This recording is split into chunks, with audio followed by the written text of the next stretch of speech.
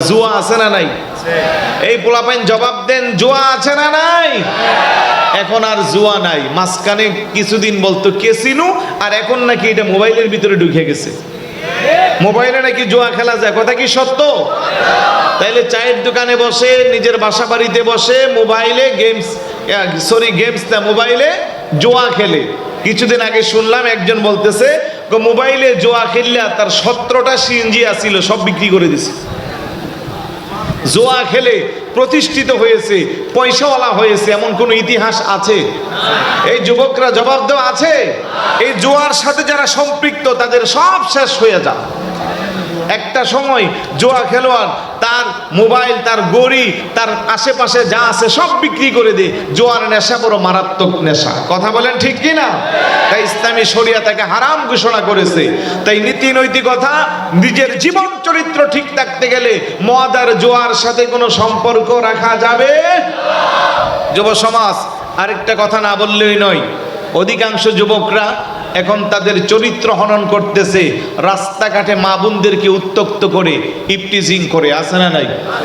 কেন রে ভাই, তোমার ঘরে কি বোন নাই? তোমার ঘরে কি মহিলা নাই? আমি বলবো, আমাদের সবার উদ্দেশ্যে বলবো, আমাদের দৃষ্টিভঙ্গি পাল্টাতে হবে। সমাজকে যদি আমরা আলোকিত করতে চাই, যুব সমাজকে যদি আমরা ডেভেলপ করতে চাই, আমাদের দৃষ্টিভঙ্গি পাল্টানো বেশি প্রয়োজন। এই সমাজে যে মহিলারা বসবাস করে, কেউ আমাদের মায়ের বয়সের, কেউ আমাদের মেয়ের বয়সের, কেউ আমাদের বোনের বয়সের, কথা বলেন ঠিক কি না? তাইলে আপনার সামনে আপনার বোনের ইজ্জতে কেউ আঘাত করলে আপনি সেটা মেনে নেবেন? কখনো মানবেন না। আপনার সামনে আপনার মেয়ের ইজ্জতে কেউ আঘাত করলে আপনি সেটা মেনে নেবেন? কখনো মানবেন না। আপনার চোখের সামনে আপনার আম্মা, আপনার মায়ের ইজ্জতে কেউ আঘাত করলে সেটা মানবেন? তাইলে এই সমাজে এই 3 ক্যাটাগরির বাহিরে কেউ বসবাস করে।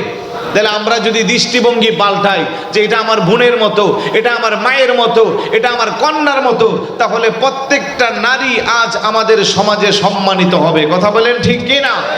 সরকার আইন করে ইপটিজিংয়ের বিরুদ্ধে জেল হয়, জরিমানা হয়, আদালত হয়, কোর্ট কাছারি হয়, কিন্তু ইপটিজিং বাড়ে না কমে? বাড়ে। আওয়াজ দেন, বাড়ে না কমে?